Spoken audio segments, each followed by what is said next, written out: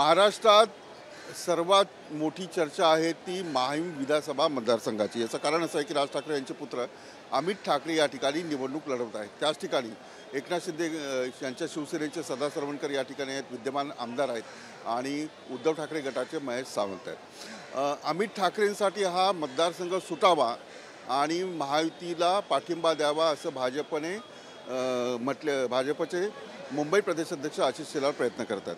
आता या प्रयत्नांना यश येईल अथवा नाही येईल किंवा माहीम विधानसभा क्षेत्रातील काय परिस्थिती आहे आणि विद्यमान आमदारांचं काय म्हणणं आहे हे जाणून घेण्यासाठी स्वतः सदा सरवणकर माझ्यासोबत आहेत। सदा सरवणकर नगरसेवक राहिलेले आहेत, स्टँडिंग कमिटी त्यांनी केलेली आहे आणि आमदारकी आहे एकनाथ शिंदे यांच्या बंडासोबत ते सोबतही गेलेले आहेत। सरवणकर साहेब, माहीमवर खूप डोळा आहे मनसेचा। माहीम दादर प्रभादेवी हा मतदारसंघ माननीय शिवसेना प्रमुख बाळासाहेब ठाकरे यांच्या विचारांनी प्रभावित झालेला हा संपूर्ण मतदारसंघ आहे। या मतदारसंघाचा प्रतिनिधी आणि तो धनुष्यबाण विधान भवनात असायलाच हवा हा माननीय शिवसेना प्रमुखांचा नेहमी आग्रह असायचा। आजसुद्धा तीच स्थिती आहे, तीच परिस्थिती आहे। इथले मतदार बाळासाहेबांच्या विचाराचे आहेत, त्यांना बाळासाहेबांच्या विचाराचा धनुष्यबाण या विधानसभेत हवा आहे आणि त्यासाठी मतदारांचा प्रचंड मोठा दबाव आहे की आपल्याला ही निवडणूक लढवावी लागेल आणि ती जिंकावी लागेल। म्हणजे शिवसेना भवानी याच ठिकाणी आहे, धनुष्यबाणच कायम राहिलं पाहिजे असा आग्रह ही बाळासाहेबांची इच्छा आहे आणि तो धनुष्यबाणच राहावा अशी त्यांची इच्छा असायची आणि बाळासाहेबांचे विचार आणि त्यांचे आचार पुढे नेण्याचं काम राज्याचे मुख्यमंत्री एकनाथजी शिंदे साहेब करत आहेत आणि म्हणून या सगळ्या गोष्टींमध्ये आम्ही त्यांच्या बरोबर होतो आणि आजही आहोत। आशिष शेलार जे भाजपचे मुंबई प्रदेशाध्यक्ष आहेत त्यांचं असं म्हणणं आहे की सदा सरवणकर यांनी माघार घ्यावी आणि अमित ठाकरे यांना पाठिंबा दिला पाहिजे महायुती। मला असं वाटतं हे त्यांचं सगळं वैयक्तिक मत असेल।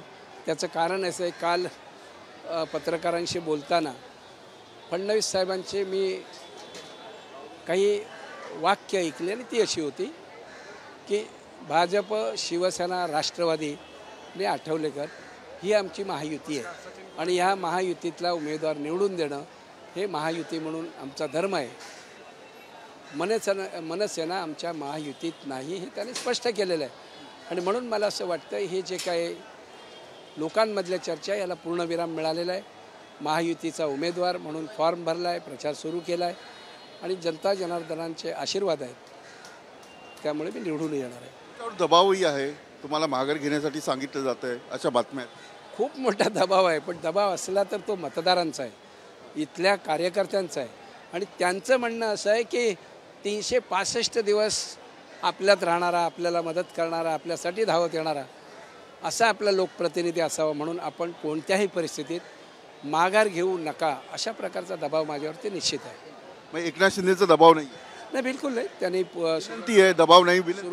सुरुवातीलाच त्यांचा आग्रह हा होता की हे कुठेतरी सामोपचाराने संपलं तर बरं होईल, पण इथला कार्यकर्त्यांचा आग्रह, इथल्या मतदारांचा आग्रह आणि त्यांचा अग्रेसिव्हपणा हे पाहिल्यानंतर त्यांनी शेवटी आम्हाला सांगितलं तुम्हाला जे वाटेल तो निर्णय घ्या, पण मला इथला आमदार हा आपला असला पाहिजे, महायुतीचा असला पाहिजे, ती जबाबदारी आमच्यावर त्यांनी दिली, आम्ही ती पूर्ण करू। पण एक मला विचारायला पाहिजे की ज्या शिवसेना प्रमुखांना वाटतं की इथे धनुष्यबाणच सुटला पाहिजे, त्या शिवसेनेमध्ये 2 गट पडले, तुम्ही एकनाथ शिंदेसोबत गेला, उद्धव ठाकरेला सोडलं, त्याचा परिणाम मतदारांवर नाही झाला? उद्धव साहेबांना का सोडलं हे कधी विचारलं का आपण? उद्धव साहेबांना सोडण्याचं कारण असं होतं की माननीय शिवसेना प्रमुख बाळासाहेब ठाकरे यांनी ज्या ज्या लोकांना आयुष्यभर विरोध केला, ज्या ज्या लोकांना संपवावं म्हणून बाळासाहेबांनी रक्ताचं पाणी केलं, त्याच सगळ्या मंडळींना अंगा खांद्यावर खेळवण्याचं काम ज्या वेळेला सुरू झालं त्यावेळेलाच आमच्यासारखे काही शिवसैनिक हे बंडाच्या स्वरूपात आले, बंडाच्या भूमिकेत आले। बाळासाहेबांची भूमिका पुढे न्यावी आणि ती अविरतपणे न्यावी हे व्रत घेऊन आम्ही आता पुढे काम करतोय। एक महत्त्वाचं म्हटलं पाहिजे की एकनाथ शिंदे यांच्यासोबत जे काही लोक आले त्या सर्वांना उमेदवारी देईल असं एकनाथ शिंदे यांनी म्हटलं होतं, पण त्यापैकी अनेकांचं तिकीट कापण्यात आलं आहे, भाजपला जागा सोडण्यात आला, अशाही बातम्या। शेवटी महायुतीचा मुख्यमंत्री होणं आणि तो शिंदेसाहेबांच्या रूपाने होणं ही महाराष्ट्रातल्या सर्वसामान्य जनतेची इच्छा आहे. त्यामुळे उमेदवार निवडून येणं याला विशेष महत्त्व दिलेलं आहे. व्यक्ती म्हणून बऱ्याच वेळेला आपल्याला असं वाटतं की तो असलाच पाहिजे, पण निकष निवडून येणं हा आहे. त्यामुळे अशा प्रकारच्या एखाद्या ठिकाणी कुठेतरी निर्णय झाला असेल, तो महायुतीच्या हिताच्या दृष्टीनेच झाला असेल. मला असं वाटतं की त्याचं आपण स्वागत केलं पाहिजे. सरवणकर साहेब, मतदारसंघाची तुमची बांधिलकी जी आहे ती कशी आहे एकूण? आणि आता तुमच्यावर हा मतदारसंघ सोडा, तुम्ही थांबा, तुम्हाला विधान परिषद देईल, एकूण कशा प्रकारे तुम्ही मतदारसंघाची गेले 30 वर्ष या मतदारसंघात मी काम करतो. पहिली 15 वर्ष नगरसेवक, नंतरची 15 वर्ष आमदार. या मतदारसंघावरती मी आणि मतदारसंघातल्या नागरिकांवरती मी आई समान प्रेम करतो. एक आई आणि मुलगा अशा प्रकारचं आमचं नातं आहे. कोणीही मला फोन करावा आणि त्याच्या हक्केला हो देऊन आपण त्याच्या दरवाजात उभं राहावं, ही परंपरा गेली अनेक वर्ष मी पाळली आहे. कोणी अडचणीत असेल तर तू माझ्या कार्यालयात ये, मग मी तुझं ऐकतो, हे मी कधीच केलं नाही. अडचण सांगितल्यानंतर ताबडतोब त्याच्या दारात जाऊन उभं राहिलो आहे.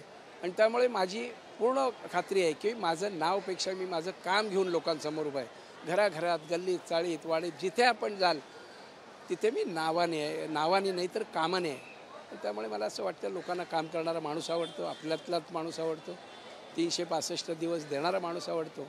आणि म्हणून लोक आज दबाव आणत आहेत की काही झालं तरी माघार घेऊ नका. महेश सावंत तुमचे विरोधक आहेत, म्हणजे राजकीय विरोधक आता आखाड्यामध्ये आहेत. ते असं म्हणतात सदा सरवणकर एकदम लढाऊ आहेत, ते माघार घेणार. खरं आहे, महेश आणि आम्ही एकत्रच अनेक वर्ष काम केलेलं आहे. माझ्याबरोबरच त्यांनी काम केलेलं आहे. माझा लढाऊपणा त्यांनी अनेक आंदोलनांमध्ये पाहिलं आहे. मी शिवसेनेचं असं एकही आंदोलन नसेल की त्या आंदोलनात सदा सरवणकर हा 1 नंबरचा आरोपी नव्हता. आंदोलन करायचं, ते अंगावर घ्यायचं, ते आंदोलन यशस्वी करायचं, हे त्यांनी पाहिलेलं आहे. मग सावरकरांचा अपमान केला म्हणून त्या मणिशंकर अय्यरला थोबडवणं असेल, कारसेवकांवरती गोळीबार केलेल्या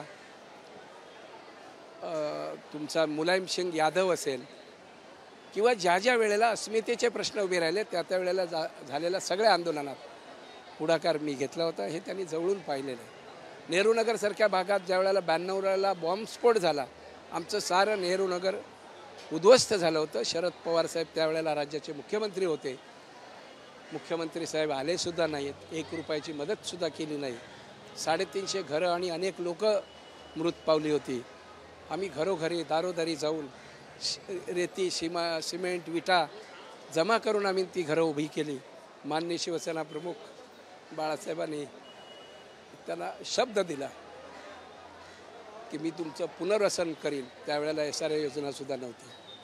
25 वर्ष मेहनत करून मी ती सगळी जवळजवळ 4000 घरं आज पुनर्विकसित केले. लोक समाधानाने राहतात. आणि बाळासाहेबांचं स्वप्न पूर्ण करण्यासाठी एखादा सामान्य शिवसैनिक काय करू शकतो हे आपण त्या ठिकाणी पाहू शकाल. माघार घेणार नाही?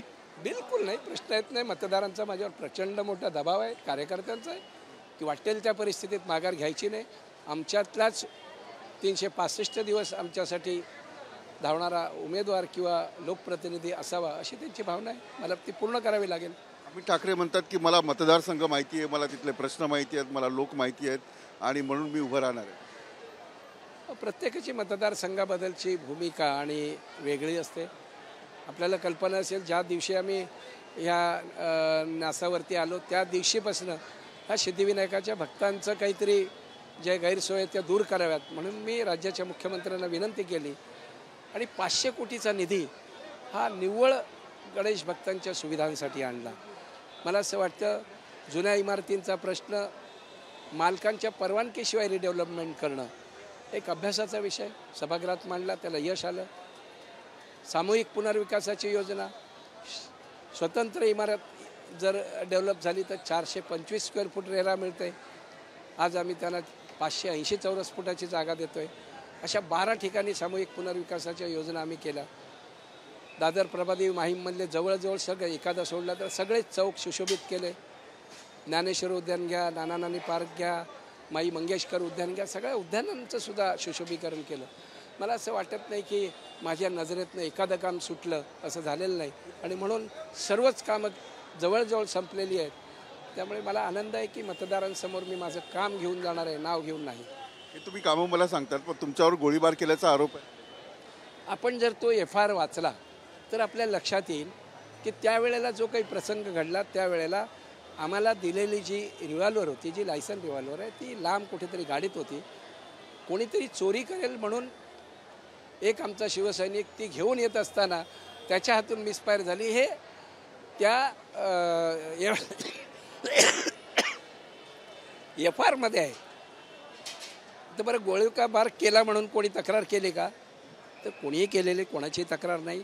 सत्यस्थिती अशी आहे की गाडीतनं ते चोरीला होईल म्हणून तो घेऊन येत असताना त्याच्याकडनं ते मिसफायर झालं आणि तशा प्रकारचाच FIR दाखल झालेला आहे. त्यामुळे हे आरोप धादांत खोटे आहेत.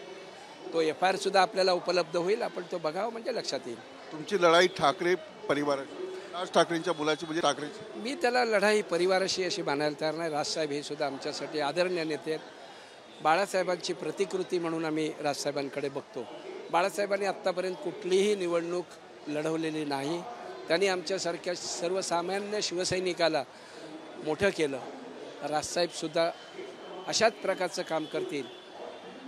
हा मतदारसंघ मी आई समान मानतो. मतदारसंघ आणि माझं नातं आई मुलाचं आहे.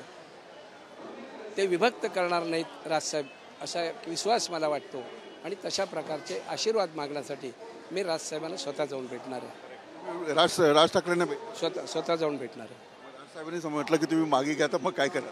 नाही, शेवटी मी माझी भूमिका सांगणार. राजसाहेबांनी आत्तापर्यंत मला असा कुठलाही आग्रह केला नाही मागे घ्या म्हणून. मी त्यांना सांगणार आहे की माझं नातं, ही नाळ जी जनतेशी जुळलेली आहे ती आपण कापू नका.